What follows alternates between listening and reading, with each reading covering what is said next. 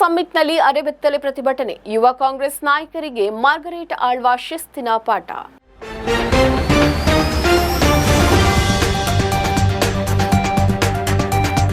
India AI summit ಸಂದರ್ಭ ಯುವ ಕಾಂಗ್ರೆಸ್ ನಾಯಕರು ಶರ್ಟ್ ಬಿಚ್ಚಿ ಪ್ರತಿಭಟನೆ ನಡೆಸಿದ್ದಕ್ಕೆ ವಿಪಕ್ಷಗಳ ನಾಯಕರಿಂದಲೇ ವಿರೋಧ ವ್ಯಕ್ತವಾಗಿತ್ತು. ಇದೀಗ ಖುದ್ದು ಕಾಂಗ್ರೆಸ್ ಪಕ್ಷದ ಹಿರಿಯ ನಾಯಕಿ ಹಾಗೂ ಕೇಂದ್ರದ ಮಾಜಿ ಸಚಿವೆ ಮಾರ್ಗರೇಟ್ ಆಳ್ವಾ ಅವರೇ ಯುವ ಕಾಂಗ್ರೆಸ್ ನಾಯಕರ ನಡೆಯನ್ನ ಖಂಡಿಸಿದ್ದಾರೆ.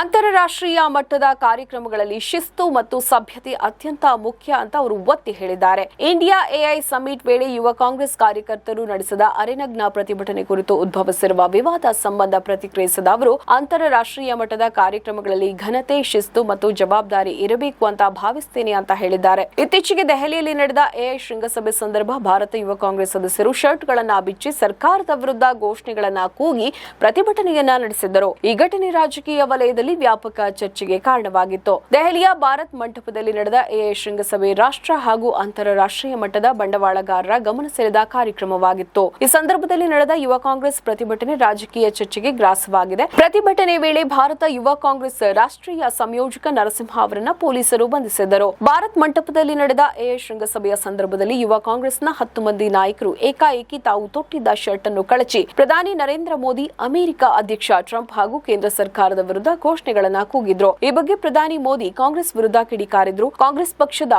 ಕೊಳಕು ಮತ್ತು ಬೆತ್ತಲೆ ರಾಜಕಾರಣ ಹಾಗೂ ಆ ಪಕ್ಷ ತಾತ್ವಿಕವಾಗಿ ಅದೆಷ್ಟು ದಿವಾಳಿ ಎದ್ದಿದೆ ಎಂಬುದನ್ನ ಈ ಪ್ರತಿಭಟನೆ ತೋರಿಸಿಕೊಟ್ಟಿದೆ ಅಂತ ಮೋದಿ ಹೇಳಿದ್ರು. ನಮ್ಮ ಈ ವಿಡಿಯೋ ನಿಮಗೆ ಇಷ್ಟ ಆದಲ್ಲಿ ಲೈಕ್ ಮಾಡಿ, ಶೇರ್ ಮಾಡಿ, ಕಮೆಂಟ್ ಮಾಡಿ ಮತ್ತೆ ಸಬ್ಸ್ಕ್ರೈಬ್ ಮಾಡಿ.